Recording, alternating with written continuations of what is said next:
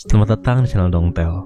Kali ini kita akan melanjutkan cerita Arifureta season kedua, di mana Hajime dan kawan-kawan berpetualang mencari labirin-labirin yang tersisa dengan tujuan untuk mendapatkan sihir kuno agar dia bisa kembali ke dunia asalnya. Pencarian labirin kali ini berada pada suatu daerah di mana terpapar padang gurun yang luas. Tak lama berjalan, mereka pun dihadang oleh cacing gurun yang besar. Dan mau tidak mau, dengan sihir kuno milik Hajime yang ia implementasikan menjadi teknologi di dunia asalnya, ia pun menyerang dan mengalahkan para cacing gurun itu. Setelah mengalahkan cacing gurun, mereka pun terkejut dengan adanya tubuh seseorang yang sedang sekarat. Kaori yang seorang healer pun tak pikir panjang untuk segera menolong pria tersebut. Setelah siuman, pria itu mengenalkan dirinya yang seorang anak dari bangsawan di kota Ankaji. Kemudian, Hajime pun mengantarkan pria itu kembali ke kotanya, sekaligus menitipkan Miu dan Kaori sementara di tempat itu, selagi mereka pergi menaklukkan labirin gunung berapi Gruen, yang mereka dapatkan informasinya dari para penduduk kota. Singkat cerita, sampailah mereka di labirin gunung berapi Gruen. Perjalanan mereka di labirin kali ini terasa sangat mudah, karena Hajime menggunakan perahunya untuk menaiki magma sebagai jalan pintas.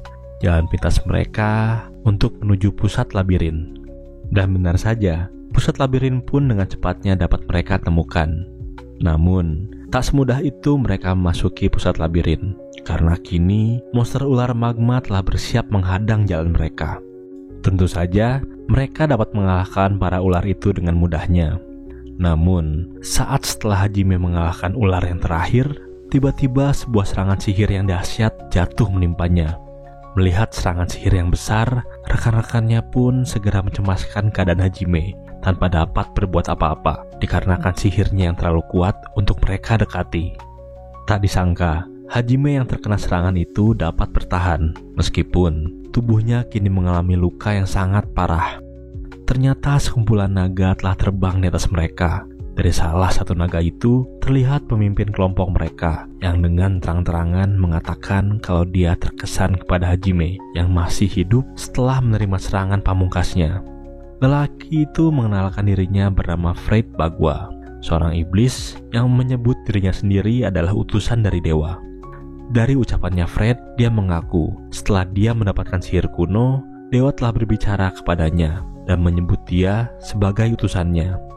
Dewa itu menyuruh Fred untuk melenyapkan Hajime beserta kawanannya yang dia sebut sebagai irregular yang telah menghalangi jalan dewa. Hajime yang sudah muak mendengar ocehan Fred dengan segera melakukan serangan kepadanya. Tentu saja, Fred dapat dengan senang hati membalas serangan yang dilancarkan Hajime, yang membuat Hajime tak berkutik hanya bisa bertahan melawan Fred. Melihat Hajime yang kewalahan, Tio yang seorang manusia naga pun tak tinggal diam dan mengubah dirinya menjadi naga demi dapat menyelamatkan Hajime. Di saat kedua naga itu mengeluarkan serangannya, Fred terlihat terkejut akan melihat seorang manusia naga di hadapannya, karena yang ia ketahui bahwa manusia naga telah punah sejak lama dikarenakan kaum manusia naga menentang kehendak dewa. Di saat Fred sedang lengah, Hajime segera melancarkan serangan kepadanya yang berhasil melukai Fred. Fred yang terluka pun mau tak mau harus mundur dari pertarungan mereka. Namun sebelum Fred pergi, ia melakukan sesuatu pada struktur labirin ini yang membuat magma di sana meluap naik ke atas.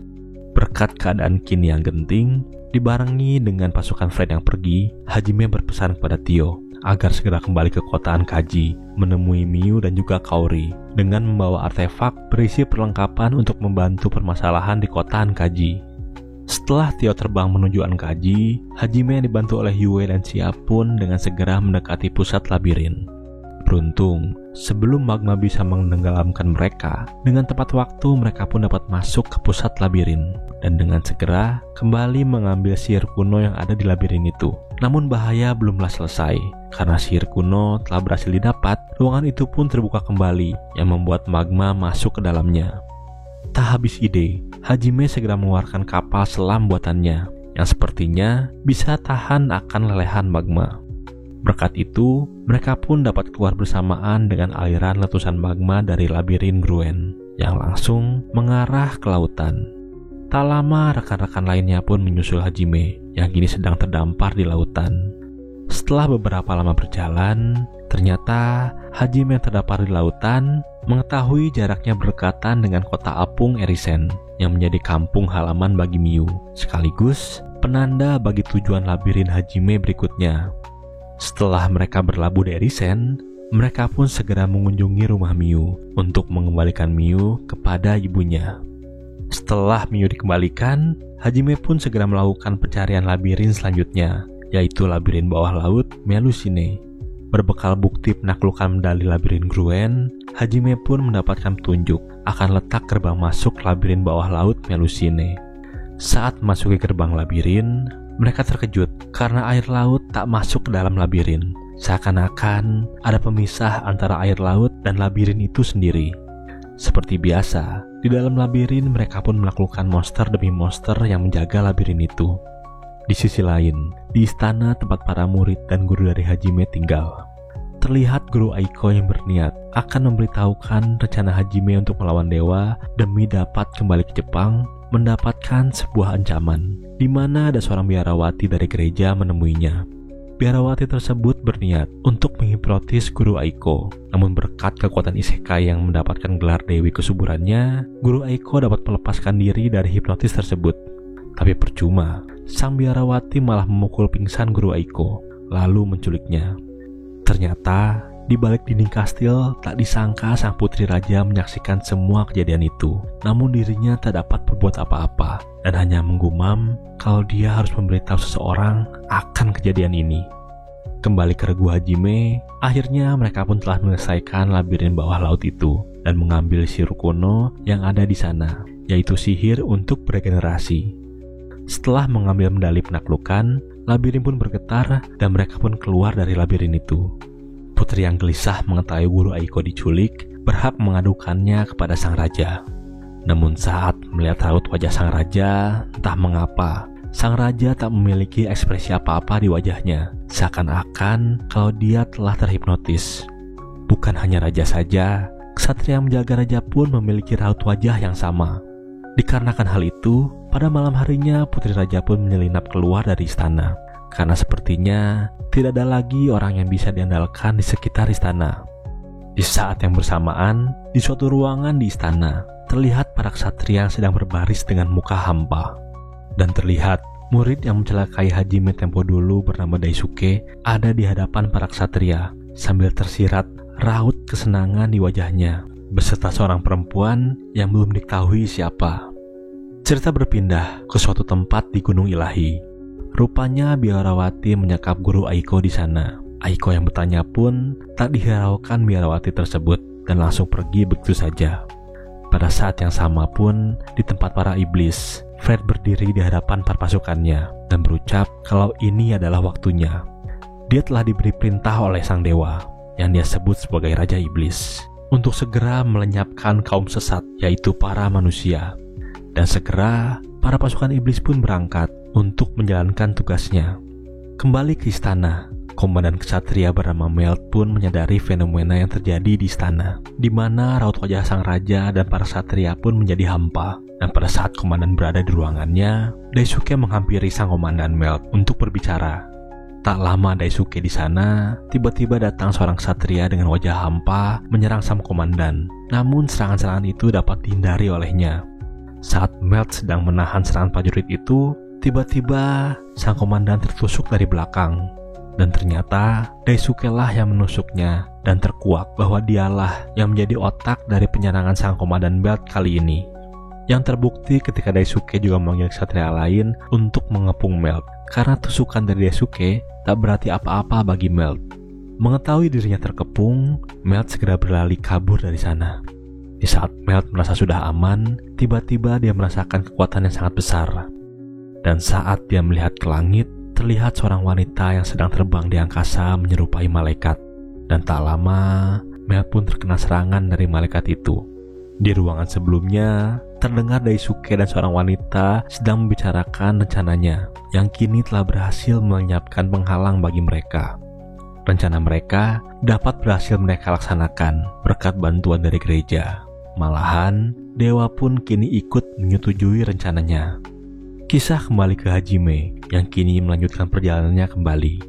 Di saat di perjalanan, mereka bertemu dengan putri kerajaan. Secara kebetulan, pada saat itu putri pun memberitahu kalau guru Aiko telah diculik kepada Hajime. Tak lupa sang putri pun memberitahu kalau orang-orang di kerajaan menjadi aneh dan kabar kalau Hajime telah dicap sebagai musuh dewa oleh kerajaan dan juga gereja. Meskipun putri sudah melayangkan protesnya kepada raja, namun hal itu tetap diabaikan. Dan berkat itu, putri malah dimusuhi oleh sang raja. Pada saat kekacauan itu semua, orang pertama yang terlintas di kepala putri adalah Kaori dan juga Hajime. Maka dari itu, putri pun menyusup keluar istana untuk mencari mereka berdua. Mendengar itu semua, Hajime segera memutuskan untuk menyelamatkan guru Aiko. Hajime tidak serta-merta melakukan itu untuk kerajaan. Meskipun apabila keanehan yang terjadi pada istana juga menghalanginya, mau tak mau Hajime pun akan membereskan masalah pada istana. Karena tahu guru Aiko diculik oleh pihak gereja, Hajime pun menebak kalau Aiko pasti diculik di Gunung Ilahi yang kebetulan merupakan salah satu labirin. Di Gunung Ilahi, Aiko yang kini sendirian disekap di penjara pun berhasil diselamatkan oleh Hajime dengan menjebol tembok penjara itu. Saat hendak membawa guru Aiko keluar, Hajime merasakan hancurnya sihir penghalang kerajaan yang diakibatkan oleh serangan iblis. Dan kini, iblis sedang bergerak maju untuk menyerang kerajaan Heilig. Di saat sedang membicarakan rencananya untuk bergabung dengan murid-murid lain di kerajaan, tiba-tiba kilauan cahaya menyinari mereka. Dengan sigap, Hajime segera menggenggam Aiko karena cahaya itu adalah sebuah skill serangan dari seseorang. Yang terlihat kalau serangan itu berasal dari seorang wanita yang menyebut dirinya Noin sebagai utusan sang dewa yang menyerupai malaikat. Noin diperintah untuk menyingkirkan irregular, yaitu Hajime. Beralih ke istana kerajaan, Yue, Shiha, Kaori, dan sang putri sedang menyusup untuk bergabung dengan murid lainnya. Namun di luar dugaan, tiba-tiba sisi kerajaan bergetar. Hal itu menandakan kalau sihir penghalang kerajaan telah hancur. Dan tiba-tiba masuk panggilan dari Tio menggunakan kerang yang dimodifikasi oleh Hajime menjadi sebuah telepon. Tio yang berjaga di luar memberitahukan kalau pasukan besar iblis sedang menyerang dan mengarah ke kastil. Sihir penghalang pun telah dihancurkan oleh Fred sambil menunggangi naga putihnya. Mendengar nama Fred, Yue dan Xia pun memutuskan untuk berpisah dari putri dan juga Kaori. Mereka berencana untuk menghajar Fred karena mereka tak bisa melupakan kejadian ketika Fred melukai Hajime. Singkat cerita, Yue dan Xia kini berhadapan dengan Fred dan para pasukannya yang sedang bergerak maju ke istana kerajaan.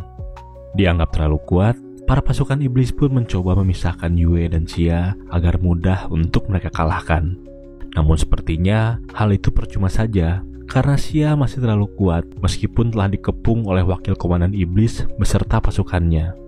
Tak beda jauh dengan Xia, Yue yang kini menghadapi Fred pun terlihat lebih unggul, sehingga Yue dapat memberikan luka yang sangat dalam bagi Fred. Berkat luka itu pun membuat Fred mau tak mau harus mundur untuk sementara waktu, selagi pasukannya memberi ia jalan untuk kabur dari Yue. Kembali ke Hajime yang sedang berhadapan dengan Noin. Hajime heran, kenapa Noin mengurusi dirinya, padahal kerajaan sedang diserang oleh para iblis. Noin hanya menjawab, kalau memang itu yang terjadi, maka itulah akhir dari era ini. Seakan terkejut atas jawaban Noin, Hajime pun menyimpulkan kalau manusia dan iblis hanyalah budak mainan saja bagi dewa untuk menghabiskan waktu luangnya. Dan sepertinya, dewa bagi kaum manusia dan dewa bagi kaum iblis itu adalah dewa yang sama, yang hanya mengadu domba antar kaum itu sendiri. Tak lama mereka berbicara, tiba-tiba datang Tio yang telah berubah menjadi naga atas permintaan Hajime untuk membawa guru Aiko agar tak mengganggu pergerakan Hajime ketika melawan Noin. Noin yang terkena serangan Tio pun dengan segera dapat bangkit kembali. Dan tak lama, guru Aiko pun segera dibawa pergi oleh Tio agar Hajime bisa mengerahkan seluruh kemampuannya untuk menghadapi Noin. Tio dan Aiko pun segera menjauh dari tempat Hajime bertarung. Namun Tio menyampaikan kalau setelah Tio mengantar Aiko, Tio akan kembali ke Gunung Ilahi untuk membereskan orang-orang yang ada di gereja agar tak mengganggu Hajime. Di luar dugaan, Aiko yang mendengar niat Tio pun berkeinginan untuk membantunya melawan orang-orang gereja. Meskipun di dalam dirinya sulit untuk melawan sesama manusia. Tapi di situ, Aiko bertekad agar dapat kembali ke Jepang. Dia juga harus melawan idealismenya juga. Kembali ke Hajime yang kini sudah melakukan pertarungan dengan Noin. Serangan demi serangan terus Hajime lancarkan. Namun semua bisa ditahan oleh Noin dan malah memukul balik Hajime. Berkat tekadnya yang kuat, Hajime pun terus-menerus mencoba menembus pertahanan Noin. Hingga akhirnya, pedang yang menjadi senjata Noin pun dapat rusak oleh serangan Hajime. Tak melewatkan kesempatan, Hajime pun segera membatasi gerak Noin untuk menyiapkan senjata pamungkasnya. Yang tak lama segera Hajime luncurkan ke arah Noin, dan dengan segera mampu menumbangkan Noin yang seorang malaikat utusan dewa. Berkat itu Noin pun segera tumbang jatuh, tak dapat bangkit kembali. Sesaat Noin tumbang, di kejauhan Hajime melihat ledakan besar yang terjadi pada gereja di Gunung Ilahi. Saat dihampiri, ternyata itu adalah ulah Tio dan guru Aiko yang dapat menatakan langsung gereja dengan nafas naga dari Tio yang diperkuat oleh sihir Aiko. Namun sadar kalau Aiko telah membunuh orang-orang di gereja, hatinya pun terguncang. Meskipun telah mempersiapkan dirinya akan hal seperti ini, tapi tetap saja kepribadian polos Aiko masih tak bisa menerimanya. Tak lama di hadapan mereka terlihat bayang seorang liberator yang menunjukkan letak masuk ke dalam labirin Gunung Ilahi. Singkat cerita, Hajime, Tio, dan Aiko pun segera masuk ke labirin dan mengambil sihir kuno di sana. Sihir kuno yang mereka dapat mempunyai keahlian dalam memanipulasi sebuah jiwa atau roh seseorang. Kembali ke istana, para murid yang mendengar ledakan pecahnya penghalang kota pun segera bersiap-siap dengan perlengkapan mereka. Ketika mereka kebingungan dengan apa yang harus dilakukan, salah satu murid yang terisekai bernama Eririn mengusulkan untuk bergabung dengan Komandan Melt dan berkoordinasi dengan pasukannya. Mendengar usul tersebut, seluruh murid pun menyetujui atas usulnya Eririn. Lalu bergabunglah mereka dengan para pasukan kerajaan yang sepertinya telah tercuci otaknya dan dikuasai oleh seseorang. Benar saja, setelah mereka berada di tengah-tengah pasukan, cahaya menyelukan tiba-tiba terpancar yang membutakan para murid, sehingga ksatria dapat melakukan serangan dadakan kepada para murid-murid itu. Dan berkat serangan pengecut itu pun, semua murid dibuat tumbang tanpa terkecuali, membuat mereka keheranan akan apa yang sebenarnya terjadi kepada para ksatria yang tiba-tiba saja menyerang mereka. Saat semua terluka dan kebingungan, muncul Eririn tanpa luka sedikit pun, sambil tertawa di hadapan para murid dan juga ksatria kerajaan. Dan setelahnya diketahui kalau ternyata Eririnlah penyebab semua raut wajah ksatria kerajaan menjadi hampa. Berkat sihir nekromancer yang dimiliki Eririn, ia dapat mengontrol seluruh ksatria kerajaan. Yang berarti seluruh ksatria kerajaan, bahkan sang raja sendiri, sudah lama meninggal di tangan Eririn dan langsung mengontrol mayat mereka. Itu semua dia lakukan semata-mata karena dia menyukai sang pahlawan Kouki dan tak berani menyatakan cintanya langsung. Yang dipikirkannya hanyalah untuk membuat Kouki menjadi mayat hidup agar selalu berada di sisinya. Di saat semua sedang terpuruk, tiba-tiba datang Kaori yang hendak menyelamatkan. Saat Kaori melafalkan sihir penyembuhnya, beruntung sang putri juga berada di sisi Kaori untuk menahan serangan ksatria yang mencoba menghalangi Kaori. Namun sang putri yang tidak tahu kalau Daisuke juga ikut berkhianat pun melonggarkan penjagaannya, yang membuat Daisuke dapat menjatuhkan sang putri dan menyerang Kaori, yang sekaligus menggagalkan perapalan sihirnya. Namun tak menyerah, meskipun sudah diserang, Kaori tetap melanjutkan perapalan sihirnya, sehingga sihir penyembuhan Kaori dapat sukses diaktifkan. Kaori yang sangat peduli akan rekan-rekannya, dalam nafas terakhir ia dapat berhasil menyembuhkan luka yang diterima oleh teman-temannya. Dengan pulihnya tubuh mereka, para murid pun segera bangkit untuk membalaskan dendam Kaori dan pengkhianatan Eririn juga Daisuke. Namun jalannya pertarungan tetap tidak berpihak kepada para murid yang kalah jumlah dari para ksatria. Terlebih Kouki, seorang pahlawan yang paling terkuat dari murid-murid pun kini harus berhadapan dengan komandan ksatria Melt, sekaligus instruktur dari Kouki sendiri. Dan dapat disimpulkan kalau Melt kini sudah berada dalam sihir nekromancer Eririn. Saat Kouki tersudut, Eririn pun akan merapalkan sihir nekromancernya kepada Kaori. Tapi tiba-tiba, kedatangan Hajime yang mendadak membuat Eririn berhenti merapalkan sihir nekromancernya. Setelah melihat keadaan sekitar, Hajime kemudian menyerang Daisuke yang sedang memegang Kaori. Dengan segera, ia pun meminta tolong kepada guru Aiko dan Tio untuk memberi pertolongan kepada Kaori.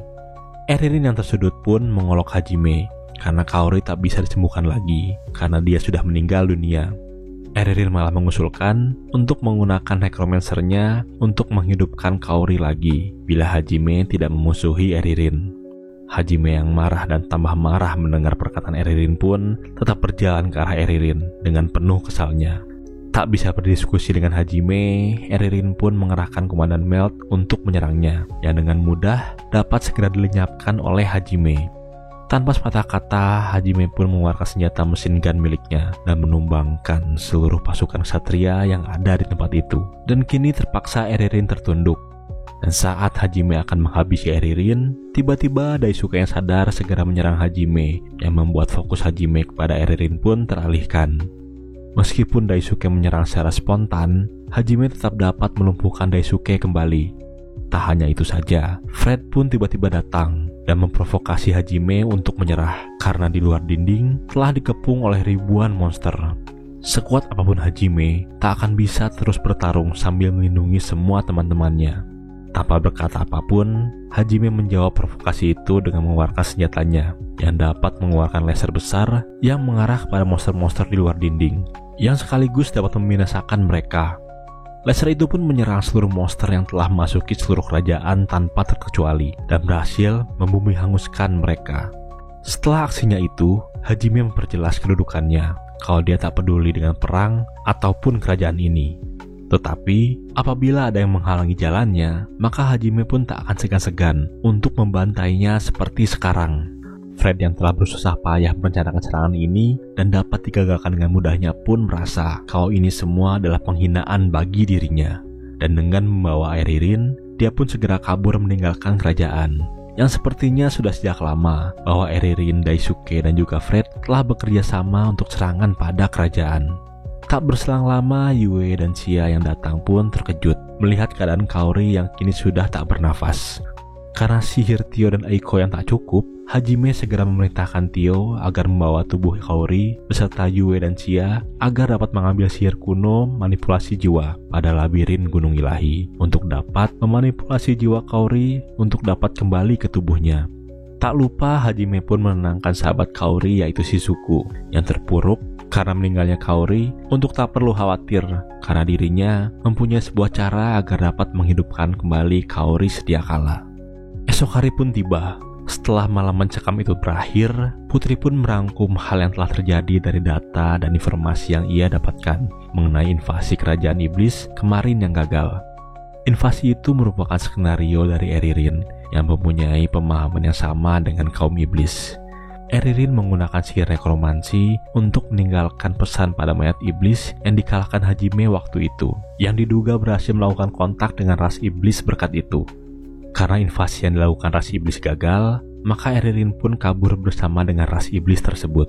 Namun, di laporannya Putri menegaskan kalau yang menjadi otak dari kejadian ini bukanlah Eririn, melainkan sang biarawati yang pernah menculik guru Aiko, yang sampai kini keberadaannya pun belum dapat diketahui.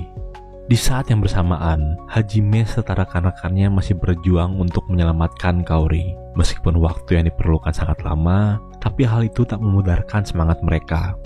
Beberapa hari pun berlalu. Hajime beserta rekannya mengunjungi kerajaan dengan niat memberitahukan keadaan Kaori yang telah sadar. Namun saat Kaori datang, ternyata penampilannya berubah menjadi Noin yang waktu itu dilawan Hajime. Meskipun tampilannya berubah, Shizuku yang telah lama menjadi sahabat Kaori pun sadar dan langsung memeluknya. Di saat semua berkumpul, Hajime menjelaskan kalau mereka mempunyai sihir kuno untuk menyelamatkan jiwa Kaori. Namun saat jiwanya hendak dimasukkan ke tubuh asli Kaori, Kaori menolak dan memilih tubuh Noin dengan alasan kalau dia ingin menjadi lebih kuat. Meskipun begitu, Yue telah membekukan tubuh asli Kaori, sehingga Kaori dapat kembali kapan saja ke tubuh aslinya, kapanpun dia mau. Dalam kesempatan itu juga, Hajime menceritakan kalau selama ini dewa telah mempermainkan mereka dan seisi dunia. Malam harinya, di saat waktu makan malam, Shizuku pun bertanya tujuan Hajime selanjutnya. Dengan tegas, Hajime menerangkan tujuan mereka berikutnya adalah labirin hutan besar di timur. Mendengar itu, Putri pun meminta Hajime untuk mengantarnya sampai ke kekaisaran untuk melaporkan laporannya. Melihat Lily yang ikut, Koukyun punya ide untuk ikut bersama Hajime menelusuri labirin agar mendapatkan sihir kuno juga. Meskipun awalnya Hajime ragu-ragu untuk membawa teman-teman sekelasnya, berkat permohonan Shizuku dan teman lainnya, akhirnya Hajime pun setuju untuk membawa teman sekelasnya bersama menaklukkan labirin. Mendengar jawaban Hajime, para murid-murid pun sangat senang, dan dengan semangat mereka yakin akan pasti dapat menaklukkan labirin. Pagi pun tiba. Pada saat fajar datang, mereka yang bersepakat akan menaklukkan labirin selanjutnya pun berkumpul di depan gerbang kastil. Hampir semua teman sekelasnya ikut pada penaklukan labirin kali ini. Hanya tersisa guru Aiko dan keempat teman lainnya yang tinggal untuk mengurus ibu kota kerajaan. Dan dengan begitu, berangkatlah mereka semua menuju tujuan yang telah mereka tetapkan. Dengan ending Hajime yang berkumpul kembali dengan teman kelasnya untuk menaklukkan labirin, selesailah sudah cerita anime Arifureta season kedua. Like jika suka dengan videonya, dan komen bila ada kritik ataupun saran. Bye!